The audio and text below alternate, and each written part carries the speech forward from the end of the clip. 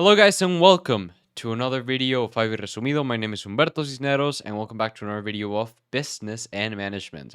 Let's go. Today, we're going to be talking about organizational planning tools, something very cool, something very actually kind of easy to understand. I'm going to be trying to include as most visuals as possible. It's going to be a quick video, so I hope you stay here, stay like on the go, stay focused. So yeah, remember, these are conversations. This is not an actual class. I'm not going to show you all of the contents. This is more of me talking to you guys as if it were a normal conversation. I'm going to be just looking at the presentation, talking about what I think. You're going to hear my mouse probably, etc. So yeah, let's go for it. First of all, we have the fishbone diagram. Really cool. It's a cause and effect diagram. You can also call it that. It's a qualitative because it doesn't use quantitative factors. Qualitative factors. It's basically the behind the subjective and qualitative and quantitative as in quantity. It's like numbers, actual numbers, actual measurements, more mathematical, I believe you can say. It's normally used to find the sources to a problem. You use this when there's a problem but you actually don't know what's happening. Like there's a problem with what's causing it. Like where do we aim to solve it? You normally have a line, the causes of the problem, then the causes of the causes. Normally it's a line, then the causes are the main subtopics of a type of problem, like the main bones. And then inside of those bones, there's causes, like different causes inside of those bones. And finally, there can be a cause of the main cause. So it gets pretty trippy, but you're normally just going to use two causes, the main bone and the cause of those of the different causes inside of that main bone. You have the main bones, which can be manufacturing, service, marketing, etc. So normally if you're talking about a problem related to service, probably your main bones are going to be things like surroundings, supplier, system, skills, or safety. And inside, for example, safety in the service industry, maybe your problem safety is can be a cause of the problem safety can be there is no security camera, so people are stealing from us. And in systems, maybe the system is not properly managed, so anybody without an account can enter the system. So that's bad.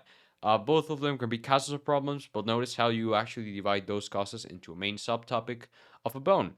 You know, the main bone, such as service, is not actually stated in the bone, but the subtopics of that bone, like surrounding, supplier, system, blah blah, are stated as main bones. And then inside of those main bones, you have causes, and you may even have causes inside of those causes.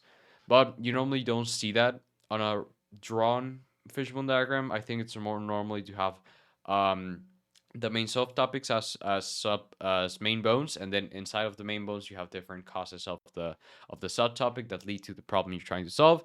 So remember, line, problem you're trying to solve in the very right, and at the very left. And during the left, you have these lines that are the main bones, which are like the subtopics of a main type of problem that may be searching, like service or marketing. There are also decision trees, which are quantitative. There are more numbers, probabilities, and etc.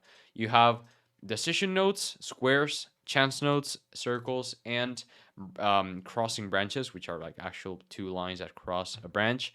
You normally are going to learn this by examples. You have a problem in a square, a decision you have to take in a square, and that square branches to other squares. It might branch to other squares or directly to circles, depending on how many decisions you need to make. And those circles are the different options for that decision. And those circles have other branches that lead to probabilities. There are probabilities maybe of winning $100 with the decision, but maybe there's also a certain chance of losing 50, and there's a chance of winning nothing. And with that, you evaluate it mathematically, and you get the number. It's normally um, at all of the if I don't remember wrong, you multiply the percent times the amount of money you're trying to earn, you're gonna earn or lose with that, and then you combine those values and you get the estimated value of making certain decision. Remember, squares can lead to squares. Circles cannot lead to squares. Squares can lead to other squares, but circles cannot lead to other squares. When you have a circle, you're directly going to have a branch of decision of probabilities. Um, how to use squares, or sometimes it can get a little bit confusing where to use squares, where to use circles. There's even times where you can use both as long as you justify properly which type of decision you're making, because sometimes a decision might look like a choice, but it has other decisions there. So you're like, okay, maybe this one it's just a decision. It's a square. Sorry, it's square. Or maybe this is actually an option. Okay, circle. And if you justify it properly, I'm sure you're gonna get at least most of the credits you deserve. There's also a force field analysis. Force field analysis is basically the center is the decision. And there's the driving forces and the restraining forces. Driving forces work in favor of the decision. Restraining forces work against the decision. You have to evaluate those in a number from 1 to 5. 1 is very weak forces and 5 is very strong forces. With that, you combine the forces of both sides, and whichever side is greater. For example, driving forces go to a total of 15 and restraining forces go to a total of 8. Then driving forces are going to win because there's more driving force towards making that decision. Um, it can be a little subjective because the way that you evaluate decisions, as in every other type of planning tool that we're going to see, it's very subjective because why did you give it a 5? Why didn't you give it a 4? Or someone might say that was a 3. That was a rated 3 decision. So yeah, it really depends a lot. Finally, we have a Gantt chart. Gantt chart, I don't know if you're familiar with Monday.com.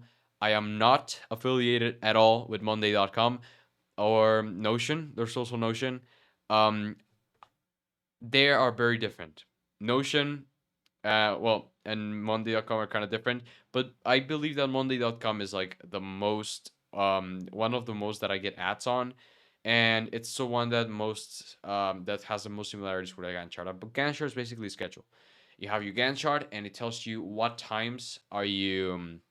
I don't know, like at what time do you have to do certain projects, like after which projects you have to start certain projects, things like that. You have your name of the project in the very top. At the left side, you got the type of work you have to be doing, the type of project you have to be working on. On the top side, you have the amount of time. It can be in weeks, in months, in hours, in minutes. I don't know, whatever you'd like.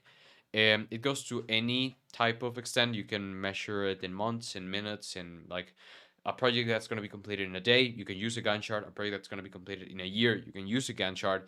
Just remember to be very specific which type of people are going to be carrying that project out or that part of the project out, and when can you start which project, because I don't know, maybe in a film you cannot start the editing without the filming, so you got to pay attention to that because you have to have people working every time. There cannot be like, well, unless that's how your business works, but you normally have to have people working every time, so you're not going to have like people just resting while others finish, because that just makes you lack productivity. And that was all. That was the 4 planning tools. Remember, fishbone diagram, or cause and effect diagram, also called, and there's also another name. I think it was the last name of the guy who created it, which I think was Kaoru or Ishikawa diagram, something like that. There's also the decision trees, which are the only kind of quantitative, if you can consider that. The others are qualitative. Well, Gantt chart depends on how you look at it. There's the Gantt chart, which is the schedule, and finally, there's is also the driving forces, the force field analysis. Very interesting. But remember, all of these have their advantages, disadvantages. Ask your professor for them. Try to develop your own advantages and disadvantages of these types of planning tools. And yeah, that was all. Remember to stay tuned. Leave a like if you liked the video. Comment if you didn't. Like, comment what you didn't like. If you have any doubts, if there's something you don't like about the channel, I'll be sure to read your comments. Have a nice day, and I'll see you guys on a new video. This one was kind of short. I like this kind of videos because it's simple to explain. And every time we get closer to things that I'm actually seeing right now, so that it's fresh on my mind, I'm gonna try not to ramble a lot about uh, the things I already know. But yeah, thank you for being here. I really appreciate it, and I'll see you guys on the next video. Bye.